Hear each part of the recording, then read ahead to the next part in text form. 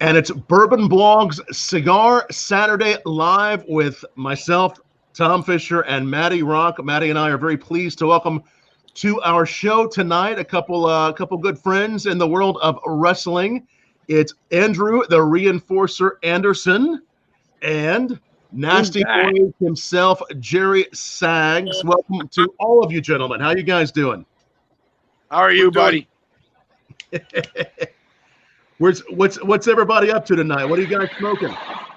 Well, I'm lighting my League of Nine right now. I got a baby. States right now. What's that? What is it? Matty, what is it? You gave it to me. So due to FDA, so they used to be called naturals, but the FDA decided that that was a name that you were no longer allowed to use. So the word natural backwards is La Rutan. So you are now smoking a La Rutan. La Rutan. Very nice. And I was just asking these guys, were you ever in a match together, or have you ever been in a match together? No. Not yet. So towards the end, we may have a virtual match of some kind. Maybe there's some sort of way to do even if it's virtual arm wrestling. We'll see. But but it's Wrestlers, Cigars, and Whiskey tonight here on Bourbon Blog. If anybody has any question for Jerry or for Andrew or for Matty or I, definitely ask them down below. Like this, share this. We're going to have a lot of fun. And I'm going in for Modelo to start. Then I'm going to hit the rum in a little bit. I like it. So you have the Modelo and some rum. What do you have there, Andrew? Angry Orchard, unfiltered. Amazing stuff. And how about you, Matty? So I got to live vicariously through you guys, but before, since I got a Cuba Arte fired up here, I'm going with a Dr. Pepper, so I could get that sweetness on the back end. Hey, Nazdrovia to America. Yes. Nazdrovia. Cheers, gentlemen. It's good to see you all. Cheers. Tell us down below what you all are trying. I have one of the Cuba Arts as well. Just like Matty, I'm trying that. I really enjoyed that one, and I wanted something a little on the sweeter side. Hey, so I just want to tell you now, listen. Yeah, go ahead, please. Let's thank Matty Rock for hooking me up via John Drew with these badass. This League of Number 9 is bar none. I got a stash right here to take. This is one of the much love, brother. Enjoy. Sticks I've ever tasted right here. It's delicious. Thank you, Matty Rock, and thank you, John Drew. Yes. Even though I just snipped this cigar with the cutter Lars Tennants gave me. I don't know if that's legal or not.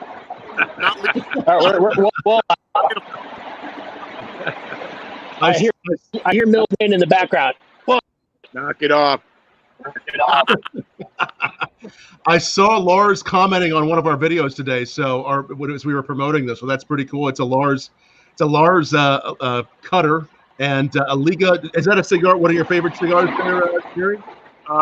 Matty just broke me into the Liga realm. He holds out on him, but I tell you what, from beginning to end, I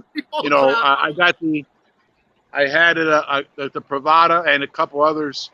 But I was begging them for one of these number 9s, and I also wanted the Velvet Rat because I've been, the year of the rat was awesome. You've also got, is it Estella? The guy, whoever's rolling the Estella, right? The Herrera Esteli. That's Willie. So Willie does any of the Herrera Esteli line. Willie is rolling and blending. That line right there is amazing because he nailed it on the head for hitting the Cubano where it needs to be. It's first class. It could hang. It could hang with a lot, a lot of Cuban cigars, or I'm sure there's some mix in there, whether he's filler or binder, whatever he's putting in it. Matty? What wrappers in that? Wrapper he's using on that one. He's got a Brazil on the blues. He's got a Brazilian Maduro on the Herrera Esteli blues. He does have that. The blue is that Brazilian Maduro. That's what I put in your pack. What's that? What's that deal we're missing out on up in Connecticut? We're supposed to go see the Connecticut Shade. What was that by Hartford? We got everything shut down. We can't go. Which one? COVID kicked us. Connecticut Right Bar behind Smoker me. kicked all of our asses. Right, that way it's south, that way it's north, and coming up my ass right now is a hurricane, which is going to come up the East Coast. My brother is an hour south of Naples. We're on the west coast of Florida. I'm by Sarasota, but my sister, my brother-in-law, Jeff, and sister over in Boca. Then it's going to head up to my buddy Buzz Featheroff up there in Jacksonville, and then it's going to go up to my buddy JT, illustrious Colonel Thomas, up in Annapolis. He might scare the hurricane back in the Atlantic, but if it clears Annapolis, it's going to hit my buddy Lorenzo in Fells Point in Baltimore. Then it's going to go up to Allentown, me and Knobs' hometown, and nail my buddy Carp. And it's on the Drew and Matty to take care of the rest of the business. Hopefully, we could blow enough smoke to send that fucking storm over to Bermuda. Let's try. Let's try. Let's shit blows out COVID is what. Let's take a look right now and see if we can do it.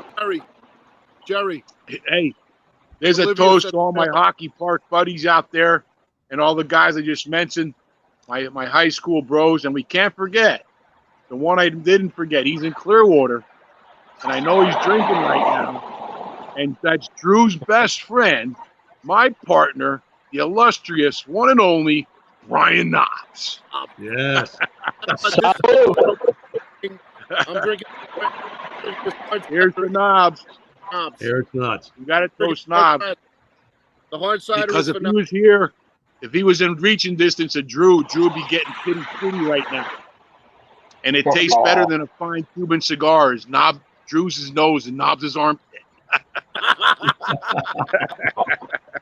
I smell Drew coming up with some stories. No, Drew don't got no stories. I thought that was your nose and Hammer's ass. You better watch out. I'm going to tell Missy Beefcake on you.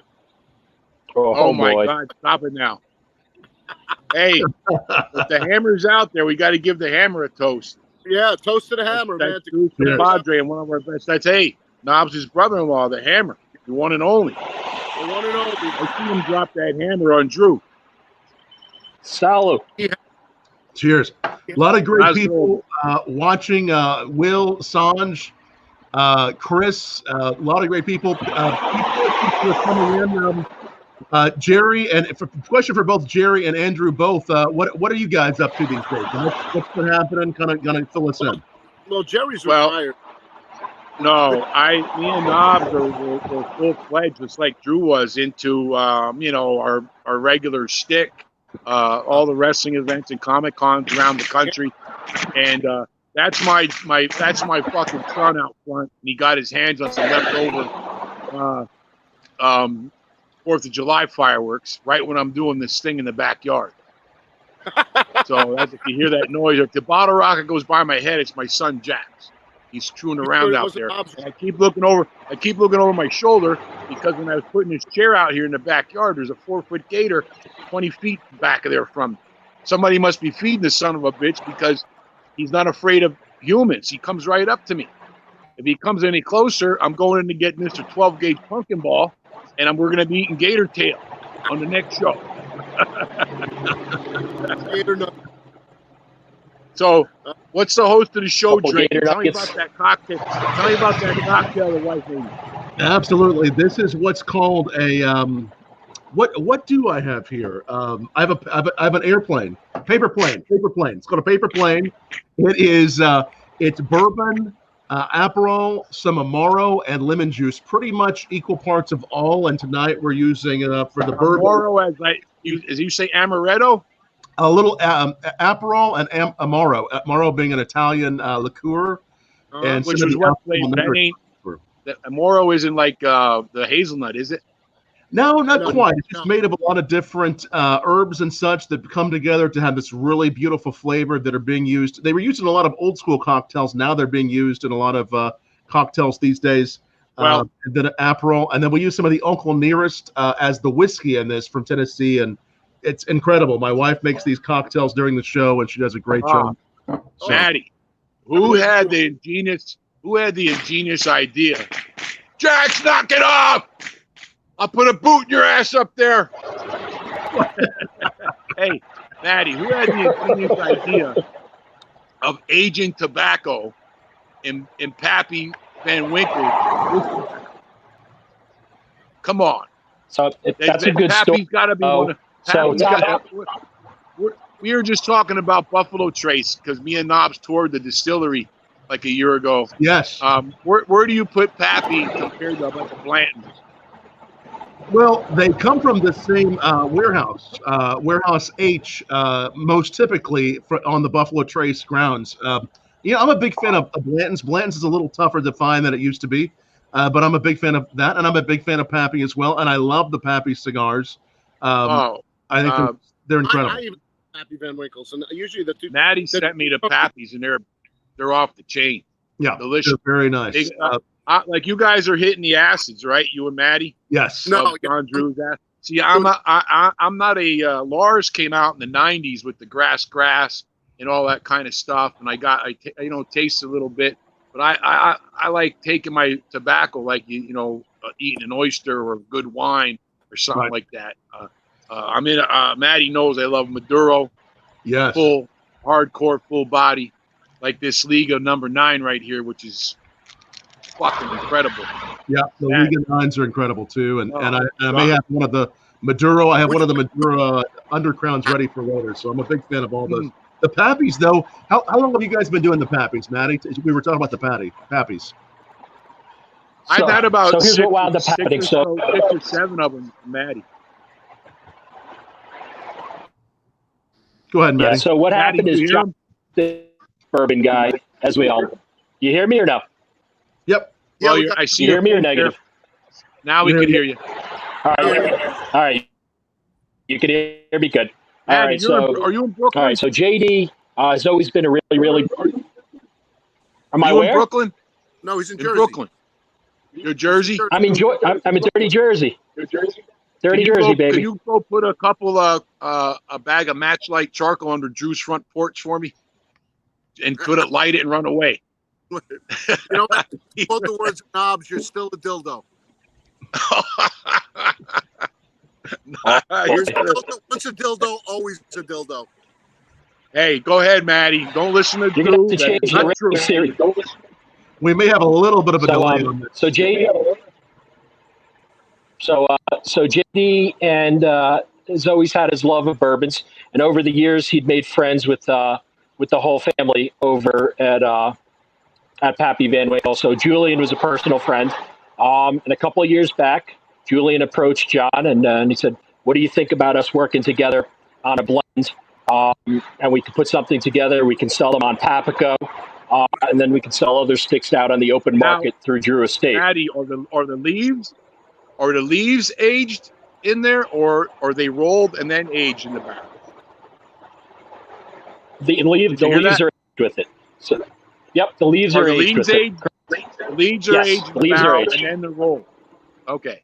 Correct. That even gives it more flavor. And then, yep, and you notice that smokiness that you also get on these sticks as well. So that smokiness actually comes from Kentucky Fire tobacco. So the Kentucky Fire tobacco, along with the Pappy Van Winkle, really makes for that unique smoke. That's why it pops so much when you smoke it. You get the full flavor. You get that smokiness. That's why it's such a unique smoke. It's so wonderful. Yeah, they really are. So chocolatey, so much of that bourbon characteristic from the barrel. I mean, they are really amazing.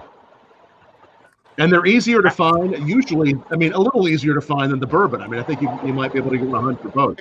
The bourbon's tough. You're gonna pay up for the bourbon. The lower end, even $2,500 a bottle. Yeah. I think you could grab a couple of Blantons maybe for around $1,000 or so. But even right there, me and Knobs had the hook up at Buffalo Trace. We couldn't get our hands on the bottles of Blantons. It's like back order for you. You know what I mean? You have to get it off somebody that already got it or something. You know what I mean? I don't know if the high-end liquor stores might have some stuff, but you're going to pay up for it, you know? Cool. Yeah, no, it's tougher to find. Definitely, all these tougher to find than they used to be. We're always trying to find whiskeys that are a little easier to find that we enjoy. And I was before the show. I was talking to you about the Buffalo Trace's Rare Eagle for the price at about $50-$60 a bottle. A go-to bourbon to have with a cigar and everyday drink. You know what I mean?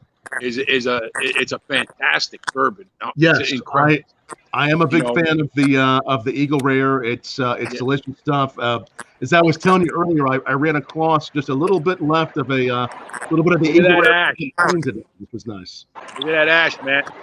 That's a beautiful ash. Somebody that rolled this cigar knew what they were doing, I think. I've been working out. Matty, did Lars roll this one? Oh, come on, man. Listen, he's doing the dig. I gotta tip my hat to Matty Rock there, bro, because he turned me on. I thought for years that John Drew was stuck in that flavored tobacco area of the acid realm. You know, my buddy in Fells Point, Lorenzo, is a big fan of the acids. You know what I mean? I'm more of the true tobacco, Maduro taste, dark and bold. You know what I mean? Right. But without Matty, I would have been turned on to this whole array of some of the best cigars I had in my life. To tell you the truth. Yes. You know, back in the day, you know, come on, very good. Salud, brother. What were the now? I'm gonna go over here now. Say, you guys see my again, bar? What were the Cubans that I brought home? Yeah, those are made of paper mache, Drew. Those Cubans you brought home. I lit it and it blew up in my face. Like what you said about me giving you the. I forgot. I think Jim Jones rolled those. I forgot which Cubans are brought. Yeah. The ones. Anyway, I'm getting out this glass right here. I'm gonna get one cube of ice, and hope my son ain't watching because it's finders keepers.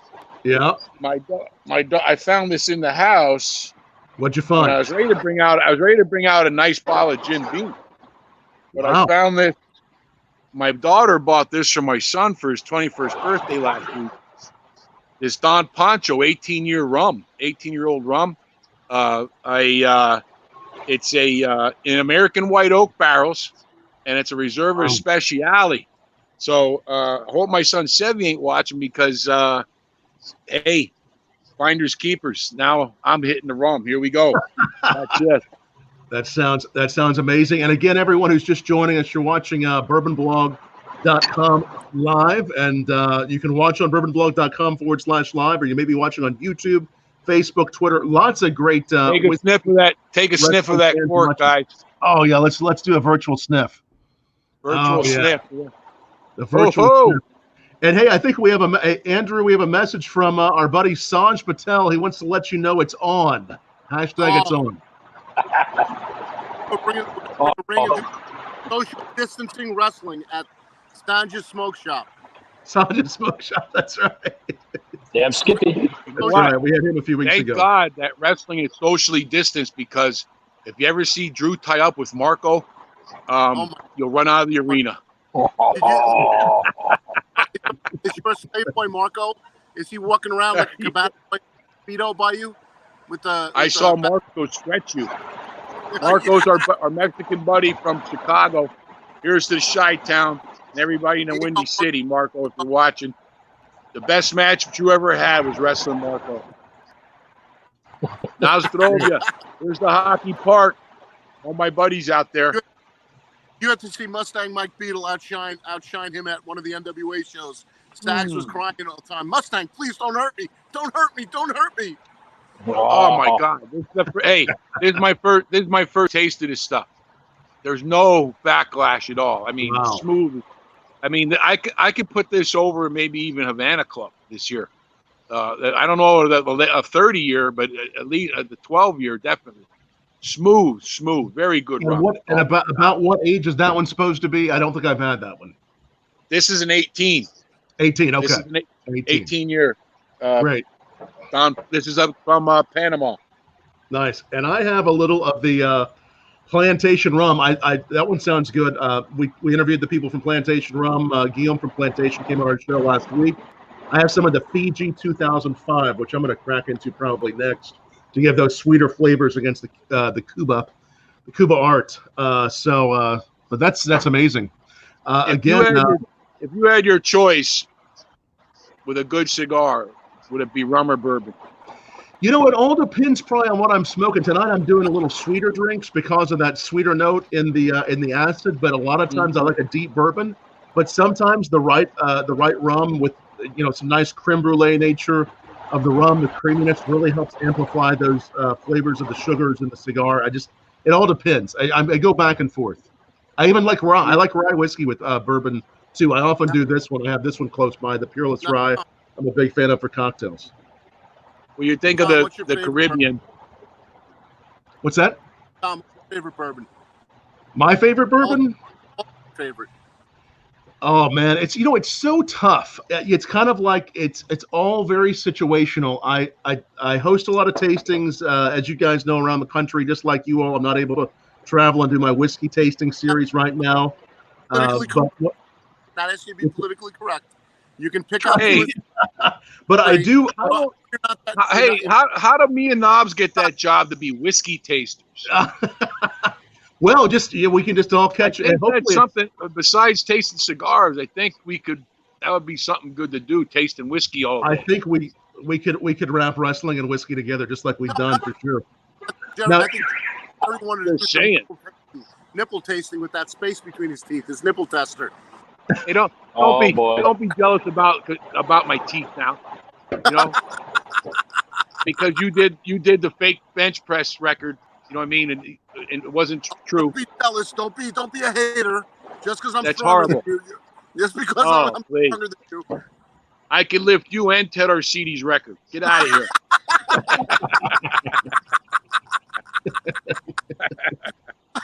Here's the New Jersey bumps. Our Pennsylvania boys will kick your ass. Oh, Hey, right here. Let's do it. Jerry, guys. What the hell, man? Right now is a toast to Knobs' sister-in-law, Lynn. It's her birthday today. Oh, Lynn, happy birthday! Happy birthday! Is it Lynn's birthday? It's Lynn's That's birthday. Knobs' brother, Big Ed's wife. Great. Happy birthday! Yep. Hey, if you guys think me and Knobs are bad, we got to get you around Big Ed. Oh, Big Knobs' Ed is brother. crazy, man. Big Ed is just as crazy as you You guys. talk of know what Big Ed likes to drink? Tin cup. He loves his tin cup. Tin cup whiskey. Yeah, he loves his tin cup. Yeah. But he drinks 6 gallons at a time. Listen, Tom, he's not kidding. Ed could put it away. You think Knobs can put booze away? Ed could put booze away. It's in that Jan Drizovich blood, baby. Drizovich, I don't know. Knobs' ears are ringing Yeah. right now, dude. Jerry, you're getting a shout out from Shaylin, saying hello to Uncle Jerome. Shaylin. Hello. That's my. Oh, that's my niece Shay. She's down in Boca Raton, and my son Sevi. I just got a text across the phone. He's going, "That's my fucking rum." So they are watching. It does get out there. This is like live TV. It really is. Hey, let's since I'm drinking all this rum, let's give him a happy birthday toast. Happy birthday. Jerry, Trooper James Allen is working, and on August 8th, I'm going to be in Woonsocket, Rhode Island, working for New World Wrestling Extreme for the Trooper James Allen in Woonsocket, Rhode Island. And you know what? When? On August 8th. August 8th. Is that going to go through, or is that going to cancel? Gigantic Frankenstein called Wrecking Ball Legursky. So how old that guy's name sounds like he should be from like a 1920s Abbott and Costello character, right? Wrecking Ball Legursky, right? Or the Three Stooges. Or the Three Stooges.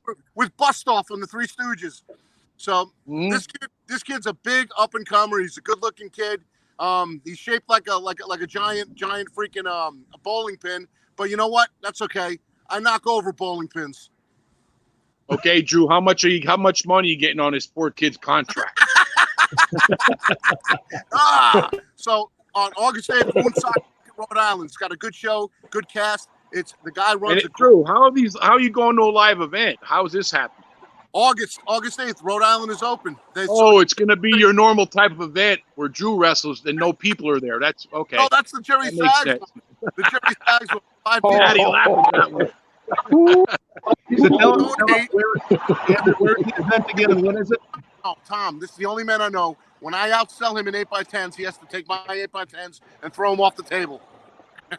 Hey, I would have thought the coronavirus happened years ago because every match I went to that Drew was main event, there was no people there. So I think this has been going on longer than we know. It's been a little while. Andrew, tell us one more time when and where that event is. It's in Woonsocket, Woonsocket, Woonsocket, Rhode Island, August 8th. Well, don't forget, Drew. Me and Knobs are booking a cute. We fired Kevin Sullivan, and me and Knobs, Sonny Ono and Kevin Sullivan. Me and Knobs are booking Havana, Cuba for Drew. We're going to Cuba, Havana, Cuba. We're doing a 6-man tag, and Fidel Castro is me and Knobs' partner. No, Fidel's dead. You're gonna dig him up? Leave the guy alone. You know. Actually, we were supposed to be there April 18th in Cuba, in Havana, for the Rumble in Havana. And happened now. What the hell was that, Sags? That's my crazy 10-year-old. Get out of here. It sounded like you got raped by Froggy from the Little Rascals. Yeah, I was wondering what was happening. That's my 150-pound 10-year-old. Jesus Christ. He's running around like a banshee around the neighborhood with the kids. Hey, we got a full moon coming up right over there. Drew, I heard you tie 50-pound dumbbells to the kid with a rope around his back, around his neck, and have him run up and down the stairs because you want him to get a football contract. No, I go across the street and tie him to a Brahma bull and then shoot it in the ass with a 12 gauge and say, keep up with it. Hey. Enough, you guys. I'm on a live thing here. Get out of here. A lot of great shout outs today. Get out of here. Hey. Shout out, Tom. I want to give another shout out to some of the best Texas wrestling out there right now. SWE Fury and it's not even Texas wrestling. It's a national promotion now. They went from being just a Texas promotion, and now they're national. SWE Fury, great promotion. I just had a buddy of mine, Ace Frehley from KISS, just now gave him a shout out. Everybody's been watching this show. Now don't be name dropping, Drew, and telling everybody that KISS is your friend and stuff. And don't be telling people you know Matty Rock and everything. Hey, Matty, let's not listen to Drew's wrestling promos. Hey. You threw in the garbage. They were unsmokable. They were petrified wood from freaking King Tut's era. Those are the cigars that you said that he gave you. Remember that? And he said, no. What was Matty's answer to that, Jeff? That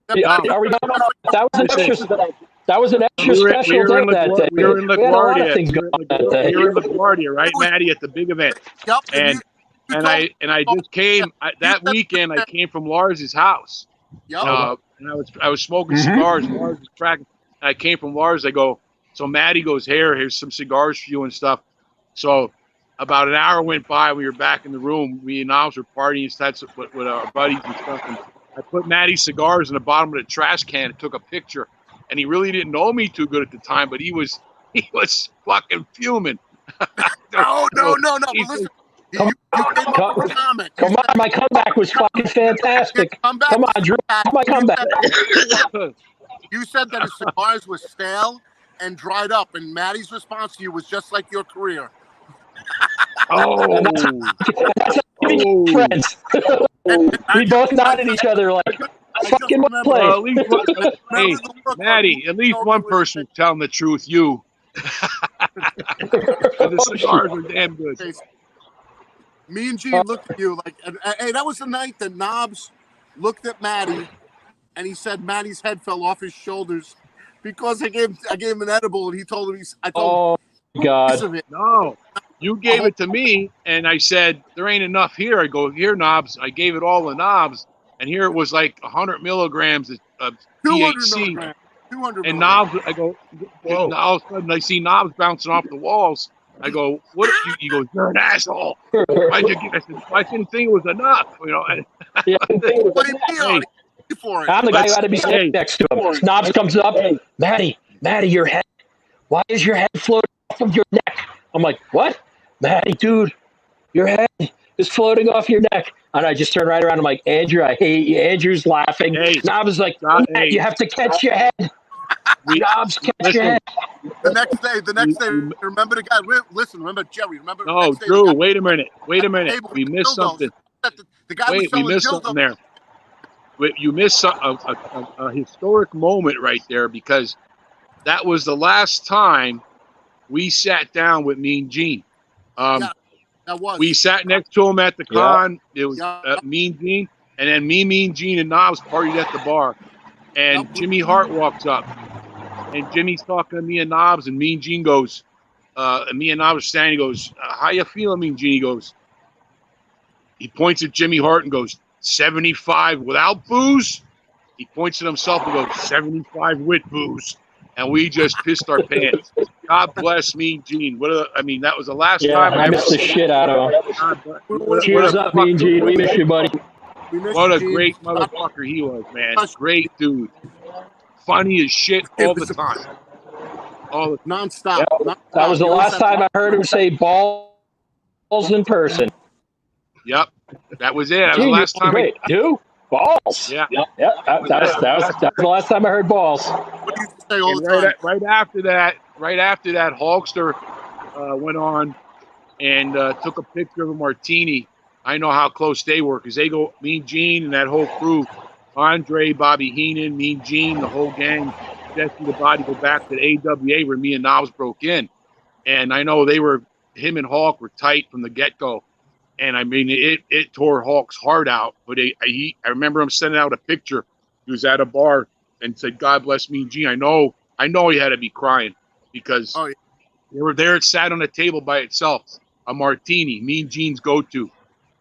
Martinis all fucking day. Like Arnie Skolin used to tell me and Knox. We go, Arnie, 80-year-old Marine, all day drinking the bourbon and whiskey. You go, Arnie, how the fuck do you do it? Arnie goes to me and Knobs goes, kid, don't drink the cheap shit. Arnold Skolin, one of the greatest ever. Bob Backlund's manager, if anybody doesn't know who Arnold Skolin is. Hey, let me ask you a question. Stuff, yes. What are the chances of us doing a live bourbon blog from Ringer's Roost? Oh, yeah. Me and Knobs. When we were kids, you know, growing up in Allentown, where the whole thing with Jimmy, the George Washington Motor Lodge was about a 3/4 mile from my house, and Ringer's Roost was downtown Allentown by the fairgrounds, and across the street was Don Ringer's bar, and Vince McMahon Sr., Andre, Arnie, George Steele, all the old timers, Mr. Fuji, Paul Orndorff, Roddy, Rocky John, everybody, because in between TVs shootings, they shoot over to Ringers across the street and nail a few and just get lit up and go back and film TV. So that's another good shout, is the good old Don Ringer. Yep, Don Ringer. Allentown, PA, baby. Yep. God bless you, Don. We love you. Yeah. And it's Bourbon Blog Live if you're just joining us again. And thanks we're getting so many great comments. I'm putting a lot of the shout outs to both Jerry and Andrew up kind of as we go, because so many people giving such great shout outs. My son Sevi just hit a text again, and he's fuming, going, stop drinking my rum. I don't think that's going to happen tonight, Sev. I know. Happy birthday. Let's all wish him a happy birthday to Sevi. You know, happy birthday. You know, and we're all, let you guys take a sniff of that Panamanian 18-year-old sweet rum as it can be. You can drink that bottle like you're drinking a Coca-Cola. It's so smooth, delicious. Yeah. Just like this League of Nine. Hats off to John Drew and his. Hey, Matty, do you think in the future we could put John Drew and Lars together and have them combine with their skills and produce one of the most unique sticks ever made in the world? Do you think it'll happen? It can happen? No speak English. Dude, Hey, forever, that's called forever. taking the high road, you no good bastard. I'm going, hey, Sevy, hey, look at the ash on that. Look at the ash on that son of a bitch. That is One amazing. thing remains the same. The world is all fucked up with 2020, but SAGS is still a shit stirrer. Yep. Hey, you know what? I just sent my nephew Colton's texting me now. Colton's played for the University of Miami. He broke the record at the combine. I think even more than Drew. The kid, when he was only 17, he bench pressed 315 22 times, and he bench pressed 2 1/4 42 times, and that's more than Drew because Drew cheats. Drew's a cheater. Drew bench presses like the bar only moves 2 inches. But I did find on the Bourbon Show, I have a cure for the coronavirus. Yes. The virus has never got to attack me because me and Knobs drink a lot of booze and smoke a lot of cigars, and the virus runs away from me and Knobs. I feel like that might be helping all of us. I hope that there's, I don't know if there's any science behind it, but I want to believe, Jerry, that it's true. I do have some belief that could be working. Crack that bottle of rum open because I'm going to go get some ice. We're going to have some rum. And Andrew, you had asked about one of my, so it's really hard to say favorite bourbons. You asked a little bit earlier. And again, thanks to everyone who's watching. Pete, glad to have Pete and Karen watching, Andrew, Colin watching. One of my favorite stories, and one of I think the most unique bourbons is the Jefferson's Ocean, which is on the back of a boat, and it shakes back and forth, and it really gets unique flavors for several years, seeing like 60. What is that? Where's that out of? Ocean. So it's from Kentucky, but it's on the ocean. It's they age these barrels in the back of a boat, and they rock around, and they see all the sides of the barrel. I forgot to tell the people that you're in the Bourbon Belt.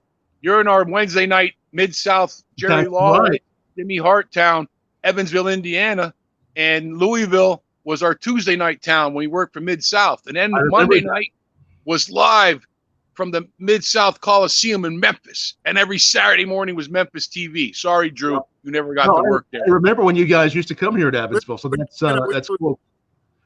You guys used to come here. I was wrestling at the time. Yeah, any wrestlers that you guys stay in touch with or see or hear from quite often? Maybe some of the old ones people would remember that you guys still stay in touch with? Yeah. I still stay in touch with Sergeant Slaughter. I talk to Kevin Sullivan a lot because he's the booker for the Cuba tour with me.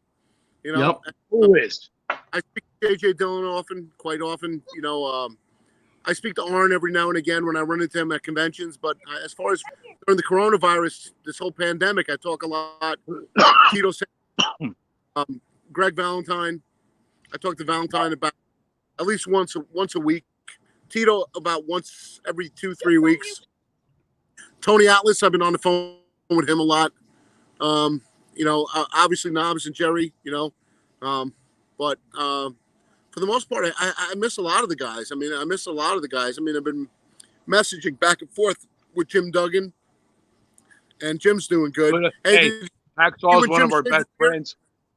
Hacksaw's one of our best friends, and talking about seeing the, you know, that's what I miss the most about, you know, these events being shut down, because a lot of the reason me and Knobs go, all of our career is all about camaraderie and rubbing elbows with our buddies from the old days, you know what I mean?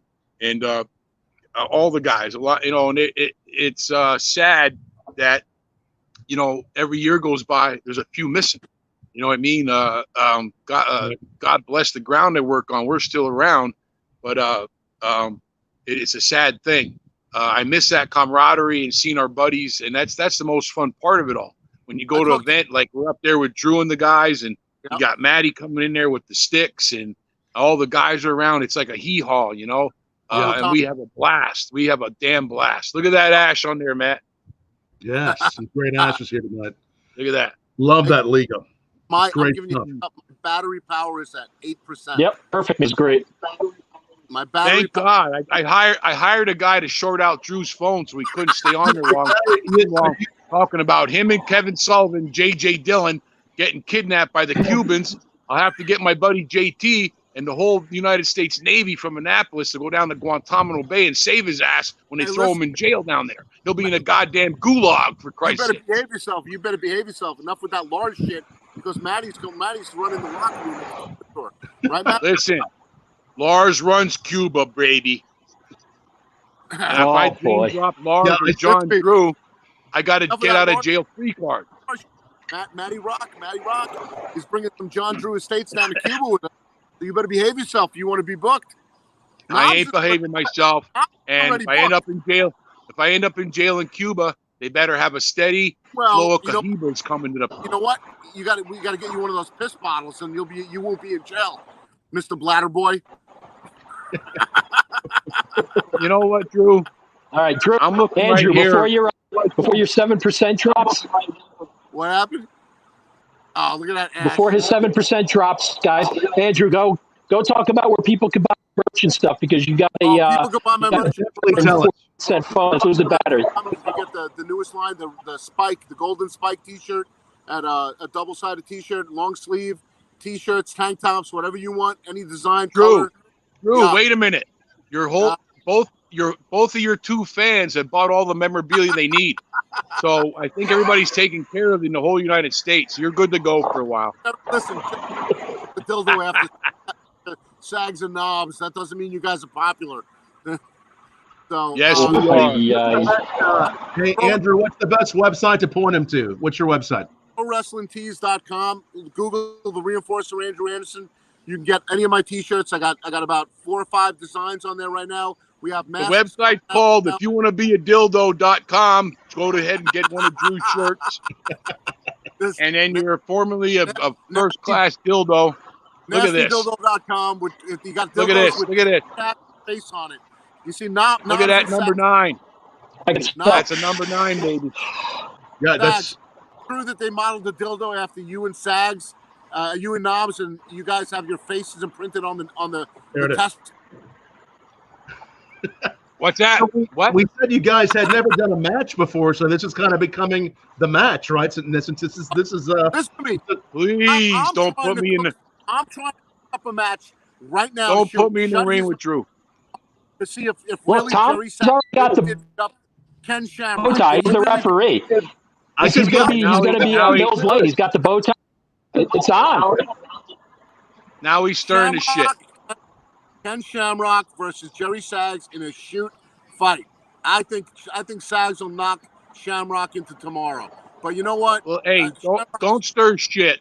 Me and the poor guy, it was Knobs' fault. And that match already went down in 1989, and you're bringing up that crap.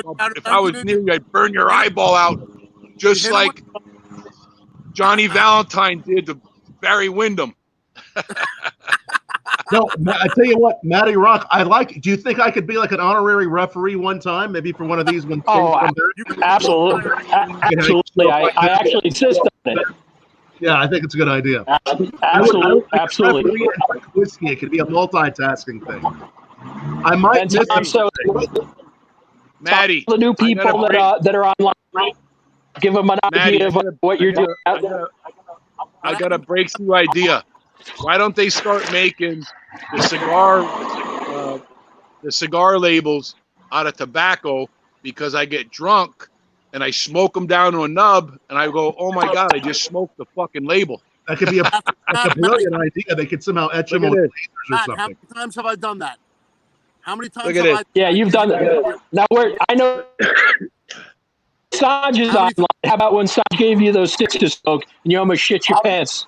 Sanj Patel made me shit myself.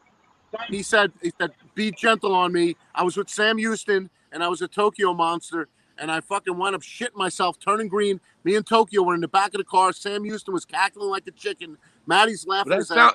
Wait a minute. You shit yourself? That sounds like one of your matches.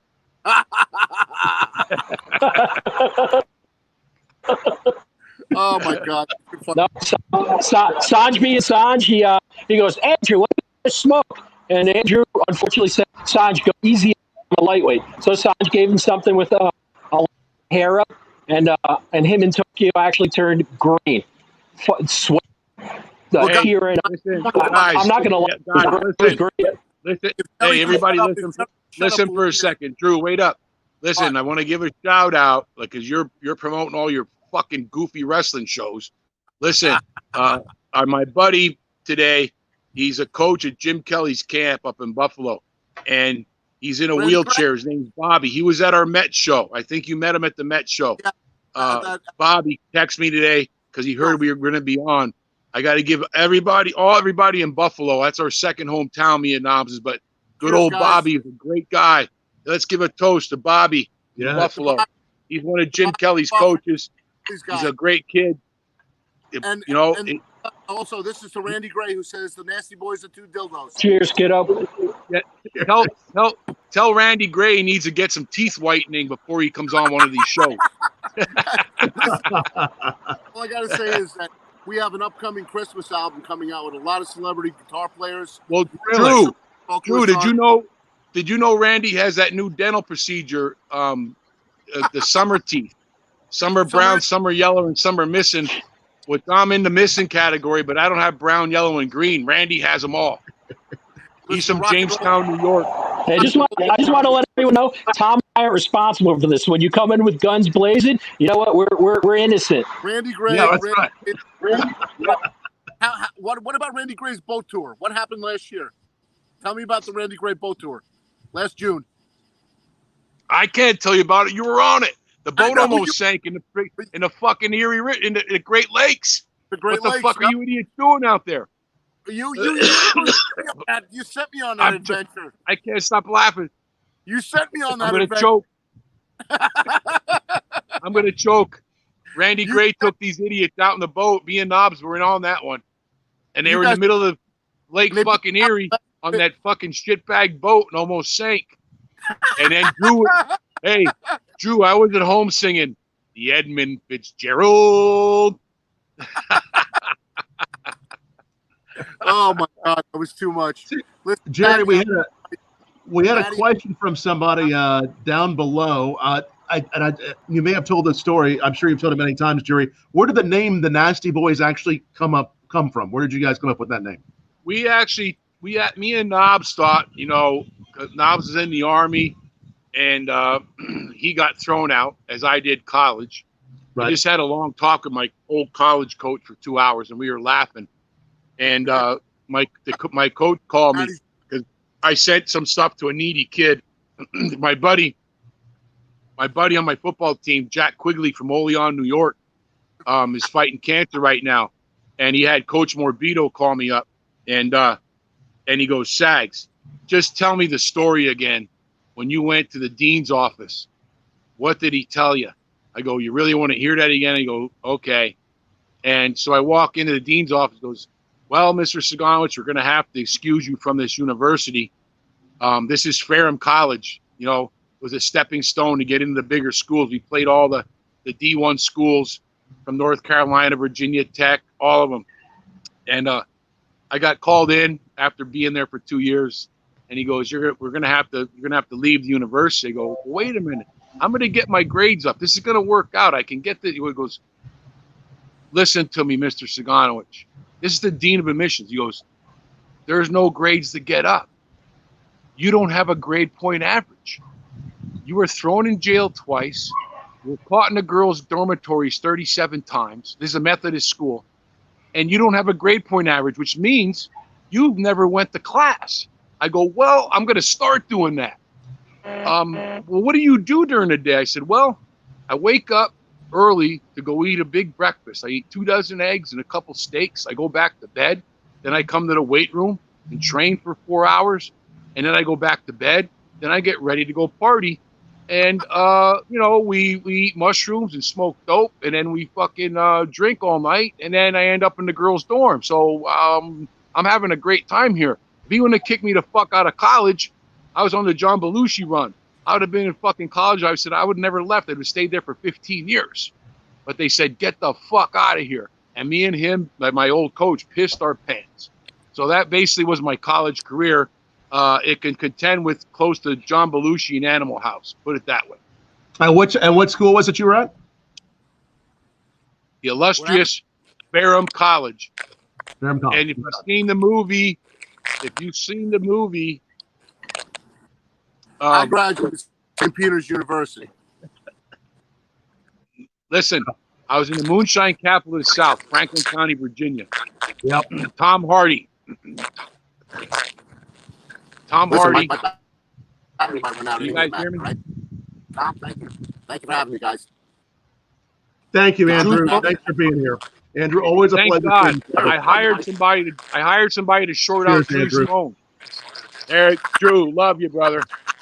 He's Drew. afraid to Always It's great having you, Jerry. All And right, Matty, now. a little longer. Now, hey, Drew, quick go call Kevin Sullivan now. All right, now it's us three. And now it's us three. Now, does this mean that Jerry won the virtual fight that we had just had? The virtual round, maybe? I don't know. Hey, technically, if he had a tap, he tapped out. He had to tap out. So, you you had your match. Yeah, you get to decide. He tapped out as far as I see it. I sent a private investigator to go and short out Drew's phone. We wouldn't have to listen to him promote 65 shitbag shows across the country. We're supposed to be talking about cigars, me, and Matty Rock, and John Drew Smokes. And maybe in the future, John and Lars combining and making one of the greatest cigars in the world. Matty, what's your reflection on that? Look at that moon tonight, ladies and gentlemen. That is beautiful. There might be a slight delay we're having. If you have any other questions for Jerry Sykes, we have a few more minutes left here, another 8 or 9 minutes. No, wait a minute. We don't have 8 or 9 minutes. I'm extending the show till 3 o'clock tomorrow morning. We have a lot of time if you have questions for Jerry Sykes. I got to finish this bottle of rum in my. May outlast all of us. It could happen. Jerry, I guess one thing we could talk about. For those of us that remember some of the your favorite matches ever. Was there a very favorite match that you all had that you were that fans probably remember that we could talk about? Well, the match that sent us to the next level was definitely Ole Anderson. It all came off this is the old school wrestling business. Right now, wrestling is just basically television promotion, television production. Right. And Ole Anderson put it together and brought us into the WCW matches with the Steiners. And we shot an angle in Chicago off the cuff. We fucking went crazy. It blew up like something's biting my face. It blew up like it's getting dark here in Florida. I think the alligator's biting my ass too. The Steiners match exploded. And that sent us up to the next realm and the top of the level. And that is, if you want to, make it, you got to be a Yankee. And that was the WWE, WWF at the time, Vince McMahon. And we went to the WWF. And that leads to our next biggest match. And now, great friends, all the tag teams from the British Bulldogs and to the LOD and on and on. But WrestleMania 7 with the Hart Foundation, Brett and Jim, two of our best friends in life. And I miss to death Jim the Anvil Neidhart. He's a true dude, a fucking crazy bastard.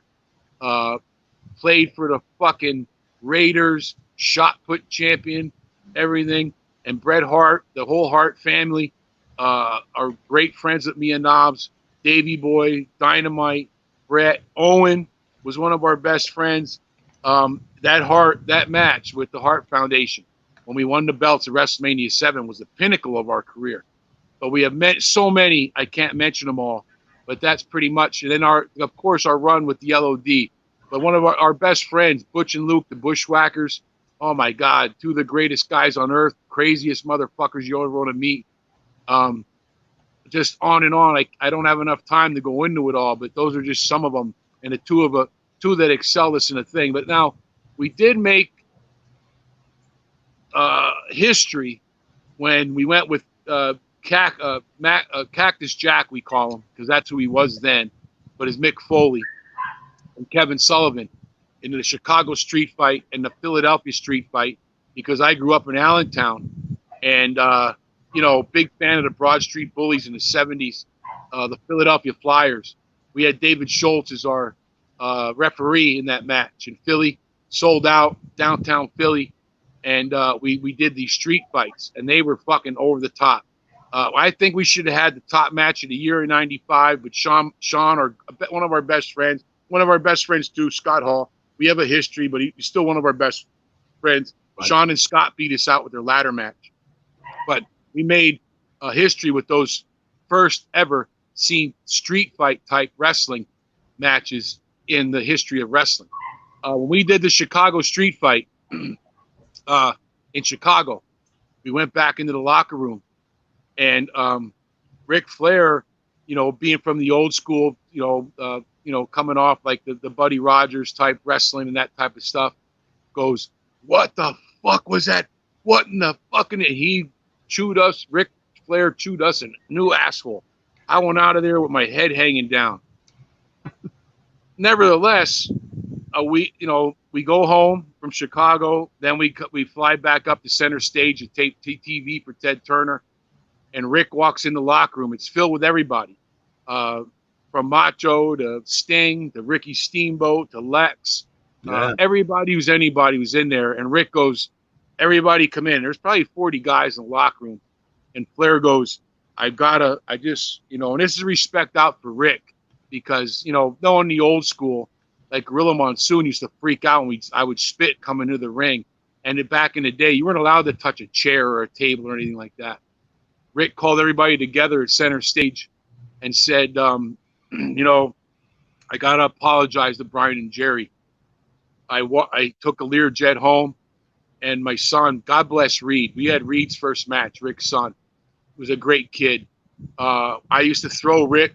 We went to Rick's house already. I used to throw Reed and Charlotte Flair when they were just little kids, and launch them in the air in Rick's pool in Charlotte. Reed was the first one to meet Rick off that plane when he was a little kid. And he goes, "Dad, that was the greatest match I've ever seen." What? And this thing goes, "Thank you, son. I really appreciate it." And he goes, "No, not yours. That Nasty Boys match with Cactus Jack, Mick Foley, and on and on." And Rick's jaw dropped and goes, "What? Then he realized, going, shit, times are changing. And Rick had the thing to come back at center stage and say to me and Knobs, and it made it. And we didn't say nothing like, "Fuck you, Rick," or anything. We said, I went up afterwards and said, "Rick, I just want to thank you for saying that. I understand, because we were brought up in the old school. We were brought up at Vern Gagne's camp, which Rick went through. Ricky Steamboat, Kurt Hennig, Ricky Steiner, and Vader, everybody that was anybody. It was the hardest camp in the United States, on the premise of like the SEAL team or Marines basic training is where they thin out the shit immediately, not like today where they just push guys through. And it was the toughest thing I ever did in my life. So we had that respect. That's why the Iron Sheik called us. He goes, "I'm the coach of your coach," because Iron Sheik coached Brad Reagans, the Olympic champion, who coached Jeff Blatnick through the win the Olympics. And to have Rick say that in that locker room really meant a lot. And knowing that at that point in time, in maybe 93, 94, times were changing in the business, from the wrist lock and toe holds and stuff to what became later on a menace of, street fighting and stuff like that. But we were the first to do that kind of thing. So that pretty much wraps that up. And it's pretty emotional for that. A lot of those guys here no more. You know what I mean? The Sheik is still one of our best, closest friends. And he treated us, as soon as he found out, we went through Vern's camp, taught by Brad Reagans, the Olympic champion. And we were the only 3 of only 20 guys to make it through that camp. We had instant respect from the Sheik, and that means something, who was the bodyguard for the Shah of Iran and won the Iranian Olympics in Greco-Roman in '68. And we were close friends since that day on, and still remain close friends. And God bless the Sheik. Here's my shot of rum to the Iron Sheik. And to Rick for giving us kudos, a return on that after reaming our ass in Chicago. God bless them all. The old school wrestling, brother. Yes, man. I really enjoyed it.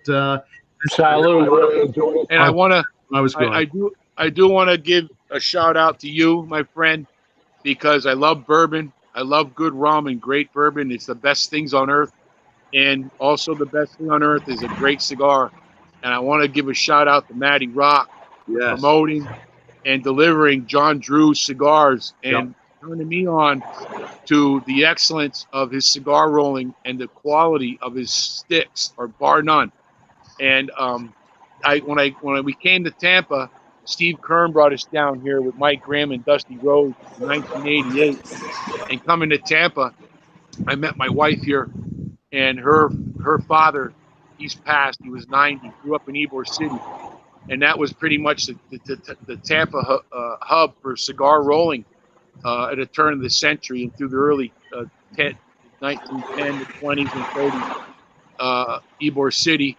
He turned me on to cigars when I first got here, and the Cuban food, which I fucking love and know how to cook it now because of my wife's mother and father. And then, of course, later on becoming my brother-in-law, Dusty, the great Dusty Rhodes, and Uncle Dusty taking me a Knobs under his wing, as his Knobs is with Greg the Hammer, is his brother-in-law. We became part of wrestling royalty in that fact. No matter what people think of us, we have a reputation, and I stick by it. I'm old school. I paid heavy dues to get where I'm at. We just did what we did, wherever it led us. We lost millions of dollars, yeah. We beat up people, yeah. We fucking partied, yeah. But we're ourselves, and we did what we had to do. And that's the way we were taught by Kurt Hennig, our mentor, Steve Kern, who brought us here, and guys like that. And that's the way the old school business was. It was a great, great thing. And we were brought up with respect, and I still have that respect today. And I want to give a shout to Matty for turning me on to these fucking golden nuggets. God bless you and John Drew. Absolutely, my brother. He's a cigar master, and no kidding around, Matty. I met Lars probably 15 years ago when I smoked his stuff in the 90s. And when I met him, we became very good friends. Yep. And I became a fan of his techniques and qualities. I would actually love to see a coalition between Lars and John Drew. I don't know the relationship or nothing like that, but I'd love to see them make something, because it'd be a world-class, something that could contend with the best Cubanos in the world if they would put their heads together. Not that Matty hasn't done it, not that John hasn't done it on his own, not that Lars hasn't done it on his own, but together, just like you blend a whiskey or blend a wine, make a meritage or anything like that. There's greatness there that needs to be seen and tasted by the American public and the world. Right. And my hat's off to you, my man, for great taste in bourbons. And you're in the bourbon belt. If me and Knobs would be living in the fucking bourbon belt, we'd be doing this fucking interview from heaven, brother. Yeah, man. No, I hear you. You're no, it means a lot to have you here, Jerry, and Matty, and everybody watching. Because we are, and thanks for sharing those memories with us. We really appreciate it. Because we are Bourbon Blog, your favorite, I guess maybe your favorite wrestler or just person you've ever drank with, and maybe somebody that you've never drank with that you would love to drink with, Jerry, whether it's a wrestler or not. You mean as far as who I'd wrestle? Sit down. Who you've enjoyed sit down and having a whiskey with, or somebody you would dream to sit down and have a whiskey with as well that you've never had. Give me a second. I'm relighting this. Yeah, no, take your time there. And that was a question somebody had. Thanks for the question. Say that again. I was lighting my cigar. Maybe a favorite wrestler that you used to drink with, and maybe someone that who was. Well, back in the day, the Schusters had a bar in L.A., New York, I think in London, called the Grand Havana Room. Yep. And because of Hulkster, we weaseled our way in there with him, and we became friends with Stan Schuster and his brother. And you're in L.A., and the who's in there, from Mel Gibson, all the top actors, and could stop in when the cigars were in the boom. Wow. You know what I mean? And me, Knobs, and Dennis Rodman blew through Cohibas like they were a thing in bars across the country. Yeah.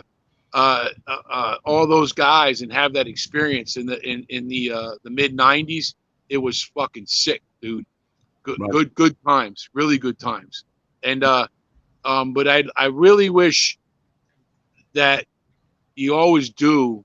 Not only my father-in-law, Dusty, and Guy, Kurt Henning, and 40 other of our close friends, really 20 of our close friends, if I could just party with them one more day, or smoke a cigar with them, it would mean the world to me. But we know that ain't gonna happen until I cross the other side, and tilt a fucking glass of rum with my compadres. That can't happen. But as far as can happening, a lot of stuff can. Good old Snitsky, he's a Pennsylvania boy, and there's some local guys there. I know that Matty hooks up with Snitsky a lot, and he's found from the Reading area in PA. And I haven't seen him in a long time, but we've talked cigars and stuff. He's always Orangeburg, the big O, yep. Right, Matty. Right. And I know Booker T. Yep, I think we're gonna have to have Snitsky on one night. Yep. Booker T and Stevie Ray are me and Knobs' brothers. We had a long run with those guys, and I know Booker's a big cigar lover, and he loves the same type of cigar I do. Yep. Absolutely. Yep, he loves his undercrowns. Absolutely. I was thinking of lighting another stick, Matty, but I can't put this fucking number 9 down. I'm gonna smoke it till it burns my fingers off my thumb. My thumb off my hand. It's so fucking good. You know what I mean? Such good stuff. They're magic, man. I told you, perfect balance. As events open back up, Jerry, where will we be seeing you when things get back open up? Hey, me and Knobs would like to win. We are rolling into WrestleMania and coming off of the silly season of Christmas, and we are booked solid through to this time right now, and it all got canceled. Right. And me, Knobs, and Jimmy Hart were booked in Liverpool at a huge Comic-Con. We were going to spend a week there together. And the guy had us, photo shoots of us walking on Abbey Road and different stuff like that. That all got canceled. You know what I mean? And I don't know if a lot of people know, but Jimmy Hart, great, one of the greatest guys ever. He was our manager, and he was part of the Gentrys. So Jimmy in the mid '60s was on the Sunset Strip. That was one of me and Knobs' favorite haunts, the Sunset Strip in LA in the early '90s. Jimmy was there in the '60s with the Doors, the Yardbirds, the Grateful Dead, Whiskey a Go-Go, baby, Mamas and Papas. Jimmy was there, and not only the thing about in Memphis. Later on, we left the AWA, went to Memphis, and the impact that the whole thing with Andy Kaufman and David Letterman stuff and Andy Kaufman being involved in Mid-South Wrestling. Jimmy was part of all that. And even though we drove Jimmy batty to hell and he ran from us, listen, baby, he said, I'm going to drive with you guys. I'm going to take care of you. That lasted about 2 fucking weeks. And Earl Hebner and Jimmy said, well, you guys get your own ride. We're getting the hell out of here. After 2 weeks of me and Knobs on the road, they ran for the fucking hills. And that's Jimmy being in the Sunset Strip in the '66 with all those bands. He ran from me and Knobs. So that tells you what we're about. Nice. Yeah. What do you see for the future of pro wrestling? What do you see in the future? The old timers are. We chased George Steele around to get in the business back at the George Washington Motor Lodge, and he had told us a lot of stories, and along with Arnold Scorlin, Gorilla Monsoon, a lot of the old timers said, when the business comes down to pay-per-views and TV, that's when the change is there. Right. And I go, what the fuck are you talking about? I mean, this isn't, 1990. I'm like, what are you talking about? You'll understand, kid. And now I understand, because they lived through the days of George when there was 13 channels and wrestling was oversaturated on TV, right. And then it pancaked, you know what I mean? Because of overflow. Now, what wrestling has become, there is no true wrestling business left no more, which is a sad thing. Triple H, I talk to Shane once in a while, and Triple H, and they keep trying to bring back, the realm of the feel of the territories. And the territories were so important because that's where the Roddy Pipers and the Jake the Snakes and the Ted DiBiase's and the Jim Duggins. Think of this. When Vince McMahon went worldwide, he went to the AWA and pulled out Gene Okerlund, Bobby Heenan, Andre the Giant, Hulk Hogan, Sergeant Slaughter, and the list goes on. Rick, where can you do that today? There's no more small territories. So what wrestling has become is a television promotion, a television production company, that is. So WWE, my nephew Cody up in AEW with Chris Jericho and the gang, on to the ROH and NWA with Billy Corrigan, who's a friend of mine, and God bless him for his interest in the wrestling business. What the business has become is basically television production. There's so much television because of there's 500 cable stations and they need content. When a person could sit at home and watch, 5 major companies produce top quality TV, why the fuck would they go and pay and go to an arena and watch it?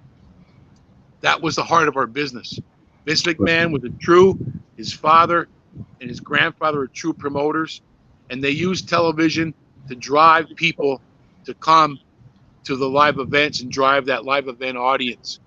And that was what the wrestling business was about. Ted Turner was different because he was a TV mogul that made television to put on his stations, where now basically all you're doing is providing content for cable channels.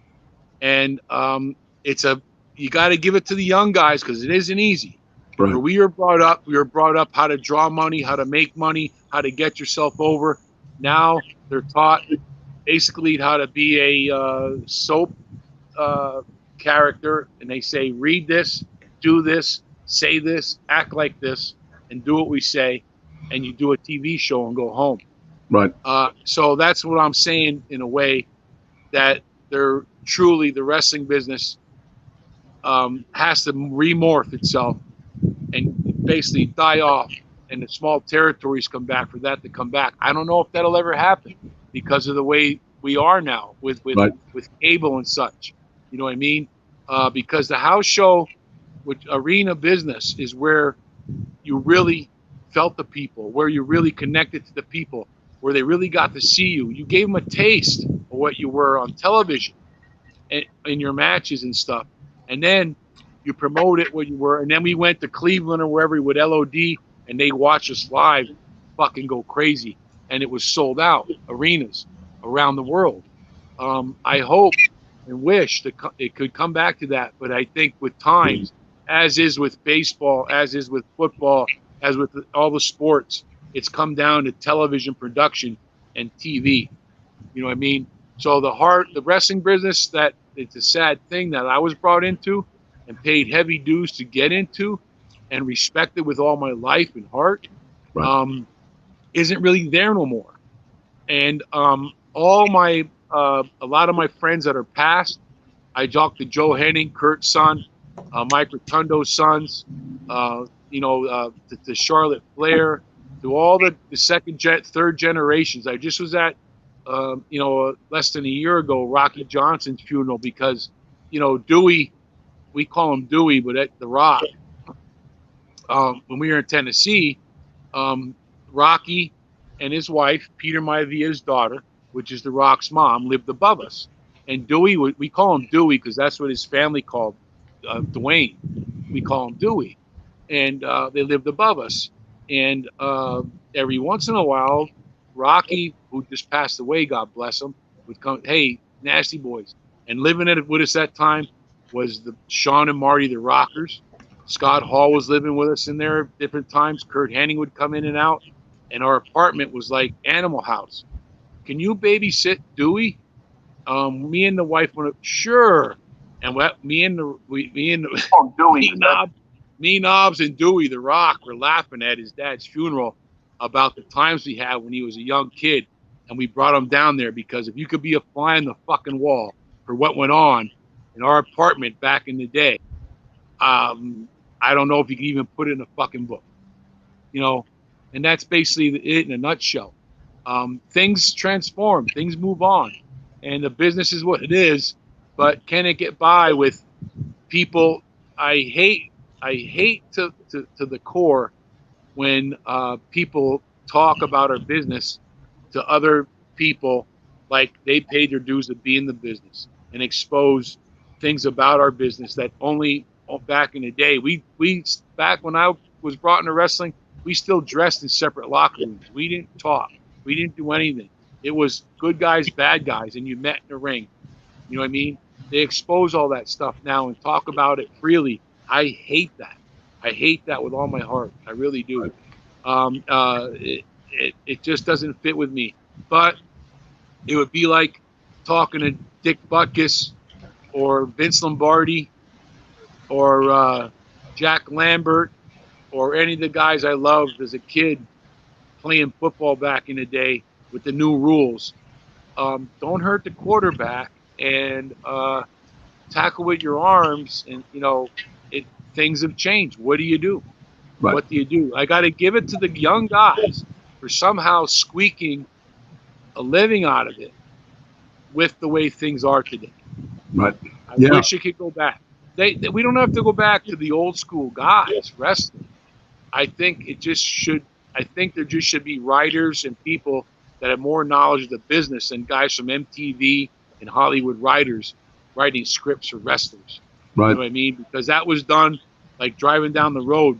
Roddy Piper, Adrian Adonis, all those guys would tell us, Kurt Hennig, you know, your business was done after the match. You're riding down the road. You're popping pills, smoking joints, drinking beers. You're going down on a 3-hour trip down the road, and you're talking and thinking of things and your ideas. And that's what went on on the ring that next day. That don't happen no more. Some fucking nerd from MTV or some bullshit is handing you a script saying, say this, do this, wrestle like this, or you're fired. And that's what's fucked up. It's really fucked up. As far as those young wrestlers go, I think we just had a question about that from Deanna. Who do you think is the next big star in pro wrestling? Anybody that you've had your eye on that you think is the next? Well, that's the problem. You know what I mean? You think about when you know, Vince McMahon, you know, and grab. It was I put it to the people talking about it like when Columbus came to the Americas for the first time. Hey, I want to build a wooden swing or a table for my kitchen. Well, what tree do I use? And there's fucking 60 billion 500-year-old trees in the American forest when the first settlers came to the United States. You know what I mean? That's the same way when Vince McMahon went nationwide. He went to AWA. Like I said, you pull off. Where can you get Hulk? Where can you get Andre, Bobby Heenan? Where can you get Mean Gene Okerlund? Then go to Portland and grab Roddy. Go down to Bill Watts in Tennessee and grab Jake the Snake. Grab Jim Duggan, Junkyard Dog, Ted DiBiase.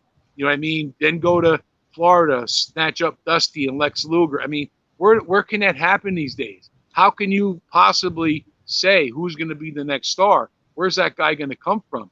You know what I mean?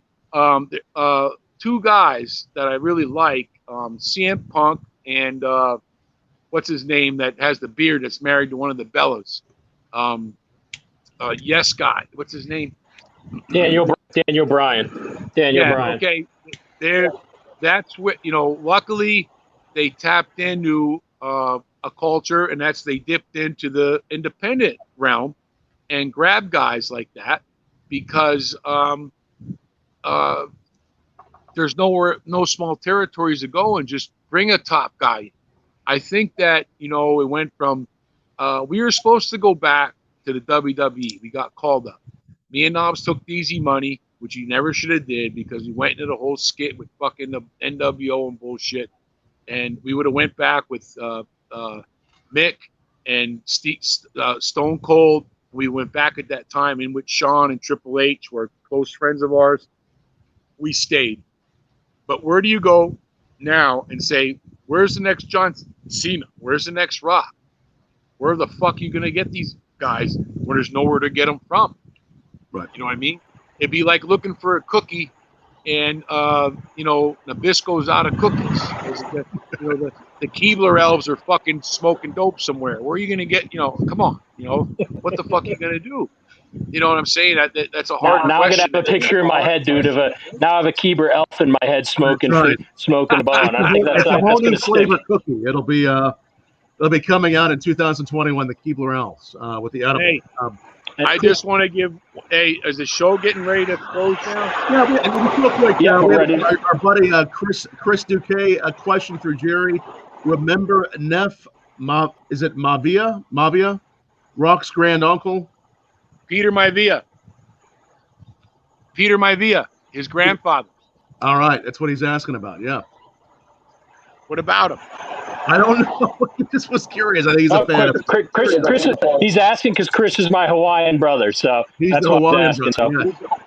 Well, we have many friends in Hawaii because back in the day, before all this fucking weed thing went across the world and these high toxic, I'm fucking pissed because I can't. The wind's blowing. I can't light my torch. I light this stogie back there.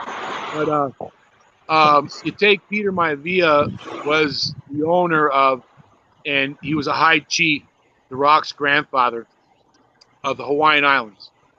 And Rocky Johnson went over with, I think, with Tony Atlas, and they that's where he met Leah, the Rock's mom, who's a beautiful, great woman.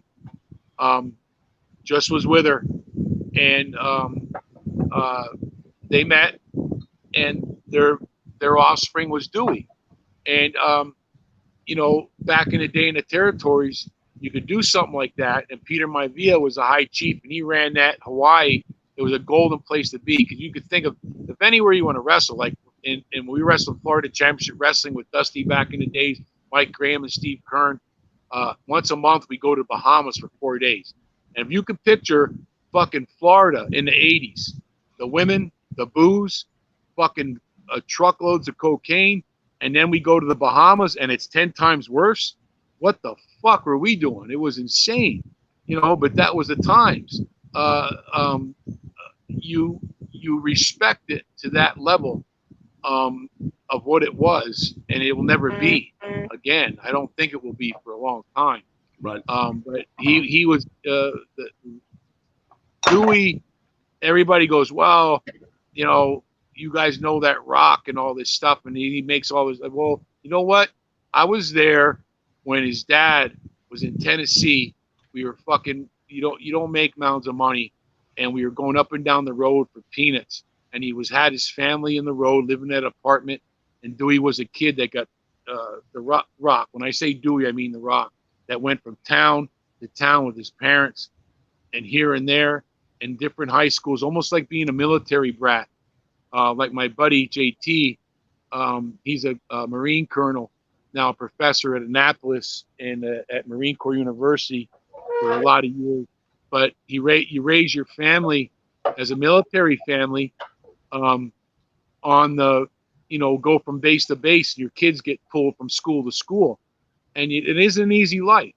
And I saw Dewey live that life. I hope he makes $600 trillion. I know the dues he paid.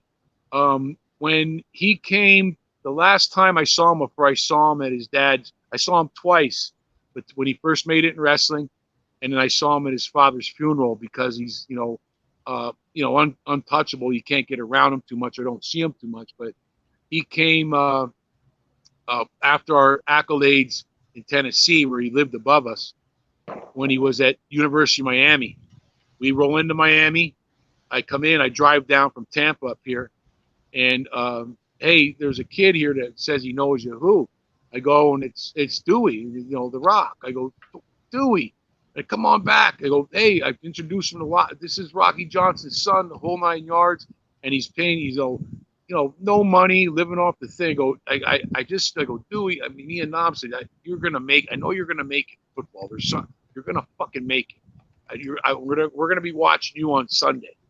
And it ended up, he went to the Canadian football, whatever, but he came back to what his roots were, a wrestling business, and took off. And the skills the kid has, it's almost like it is, if you believe in fate and destiny and the true belief in chiefs and the islands and the old, even with the American Indians and everything. He's a third generation grandson of a high chief, and people look at, like, how much money. No, it ain't how much money. He paid heavy dues to get where he's at, and deserves every penny of it. And he's still down to earth, good dude. You know what I mean? I'm not kissing ass or nothing either, like that. Just because I know him since he's a little kid. It goes back to that kind of stuff, because you asked about Peter Maivia, and they started the same place. Here on the Hawaiian Islands, and in whatever year it was in the 1800s, a fucking ship pulls up. Hey, we own your islands now, with that tradition. And I have buddies in the islands, and from Jimmy Snuka to the Siki, all the Samoans, the Samoan Mafia, Sammy and Rikishi and Alpha and Sika and their kids, and they're making money in the wrestling business now. God bless them, because I knew them when they were fucking my son's age here, and they're just good fucking kids, and they deserve to make the money they're making, and they deserve to break, because they're the real deal. And they're fucking the Samoans and the Hawaiians. They're fucking like the American Native Americans. I say Indians in a way, because they're fucking nuts. When we were the year before, we were with Mean Gene. We were at the big event with the Tonga Kid. Me, Knobs, and the Tonga Kid. Tonga Kid lines the fucking bar with 50 shots of Jack Daniels. Here's the Tonga Kid, came in as a young kid, and was weaned by Jimmy Snuka and Roddy Piper, and was a fucking amazing mother, fucking crazy, like Fuji in his young days, Mr. Fuji. And we drank and thing. Bret Hart comes over and goes, "God damn it, Jerry and Brian, you're giving Jim whiskey." I said, "What?" The Anvil saw whiskey and came running in, and Jim wasn't supposed to be drinking it at the time. How am I going to stop the Anvil from drinking, Bret? He goes, "I'm pissed off with you." Bret was mad because he was trying to help, knew the desperate straits Jim was in at the time. But me, Knobs, and the Tonga Kid were so fucked up, and LaGuardia up in New York, in Queens. Let's go visit the brother. Because Jimmy Snuka, back in the day, fucking Kurt Hennig, we were in a town in northern Minnesota, and they purposely left Jimmy Snuka without a ride. And Vern Gagne, after we got tortured in a year of this training camp, made us drive the ring truck, set up the ring in fucking sub-degree weather in Wisconsin, South Dakota, Minnesota. We'd set the ring up and then go get our fucking ass kicked. And we came out of the ring and go, who's sitting in the locker room? It's Jimmy Snuka. He goes, "Brothers, I need a ride. I got left." "Okay, Jimmy, you're in the ring truck with me and Knobs." So Jimmy, here goes the ring truck. We take the ring down, put it in a fucking truck, a big old diesel piece of shit. We're headed down to meet Kurt, Brad Reagans, all the guys at a bar about 100 miles south of fucking St. Cloud, or where the fuck we were. And we got Jimmy. And those times cannot be duplicated. Jimmy Snuka stayed with me and Knobs at our house. We lived in Brad Reagan's basement. And Jimmy Snuka stayed with us. And we go, "Jimmy, Greg Gagne just called, and we got to have you at TV at 9 o'clock. He goes, "Brother, you just wait 1 minute here." We go, "What do you mean?" We're young guys going, "Holy shit, Greg's going to be mad at us," or whatever. He goes, we got to do this. And he pulls out a fucking big bag. He called it Pakaloa. It was fucking Maui Wowie. One of the, back to Humboldt in California was the best weed in the world at the time. And Jimmy pulls out a big bag. He fucking smoked us up. We're so fucked up. And now we're 3 hours late to interviews and television at the AWA. We walk in. Me and Knobs are so fucked up. We don't know who comes. Jimmy walks right by and gives the "lovely brother" to Greg Gagne. Greg don't say a fucking word to Jimmy because he knows he won't, because Jimmy throw him through a fucking 3 walls. And who does Greg yell at? "Where the fuck did you have Jimmy?" And me and Knobs are like, I'm gonna. And we're like, "You two fuckers are you're fined, and we're like walked away with 2 puppies without a mom. So now it comes interview time, and we're so stoned, we're hiding under a set and peeking under the curtain, laying on our belly. Who comes up to do a fucking interview but Jimmy Snuka? The brother Jimmy comes up and goes, "I'll tell you when the moon is dead," and does his whole fucking 9 yards. Amir knobs are now finally, because Jimmy got us so fucked up, we understand what he's saying. We're going, "Yeah, Jimmy. Yes, Jimmy. You're right. Tell him, Jimmy, that the moon is blue, and when the sky comes down and the gods are upon it," we're like, "Yeah, yeah." We finally understood what the fuck Jimmy was talking about. Times like that you can't replicate. And that goes back to those old days of Peter Maivia, The Rock's grandfather, and all that stuff. It's all a thing of the past. I wish Kurt Hennig was the best one, our mentor. He was our best friend and our mentor, one of the greatest guys. And he was the best thing that he could do is expose the young talent to that kind of shit. He'd get us in fucking trouble and have us fired just to see what our reaction was. And it takes me back to Robert De Niro. Was it Goodfellas or one of them movies where what's his name gets arrested and he's out there with a fucking wad of money going, "You broke your chair. You didn't say shit." You know what I mean? That type of deal, because they want to see what you do under that pressure. Kurt Hennig had us fired probably 5 times, but we never went, "It was Kurt that did that." It was us. We go, we can sit there with like fucking puppies with a thing, getting our ass handed to us by Wahoo McDaniels and Ray Stevens, who partied 10 times worse than us. And we're getting yelled at, but we never told anybody. And that was just a rite of passage, another test. And that's not there no more. And that needs to fucking be there. You know what I mean? Right. That's the fucking part that's missing. Well, it means a lot to have you sharing these the memories and just your thoughts on. That's what's left of my. I can't light it right now, but I want to burn it. But my fucking lighter, this fucking torch. Let me try it. Let's see if we can get it on TV. Let me light this. See it looks like the next thing I'm sending. I got to send you a real torch next. It looks like maybe we'll get you a Bugatti out there. This is my flambe torch from New Orleans. That's what I use to light my sticks. Oh, the flambe. Yeah, we got to get you a Bugatti out there so you could fire it up. Ray and I are using Bugattis here. Great stuff. And Matty, Yes, actually, I just lit up one of the Acid 2020s here. The Acid 20. Yep. So basically, celebrate the 20th year. And before we leave this evening, let everybody know how you what you've been up to and how people can reach you to do private events. Yes, absolutely. And I really appreciate everybody. I fucking did it. I did it. Yes. I fucking did it. Appreciate everybody wherever you're watching us from. Bookmark Bourbon Blog Live, because it's going to be a lot easier to go right to bourbonblog.com live and see our broadcast like you are now on YouTube, Facebook, Twitter. Like us, follow us. Now listen, Matty told me that our deal was you're going to send me 4 cases of Pappy and 4 cases of Blanton's. I'm going to wait for my door till it comes. I'll be out front standing there for 6 weeks till it gets here. That fucking better be in the mail. If it's the Pappy, you're going to be waiting quite a while. So I hope you have a lot of cigars. Hey! I have a heart. Yeah, Tom gets the truck, he's keeping it. Tom gets that truck, he's gone. But you know what? Maybe we can all roll a barrel down your neighborhood there. And I'll bring my torch to Evansville and burn your eyeballs the fuck out. Give me a goddamn case of Pappy. Good thing I have the sunglasses.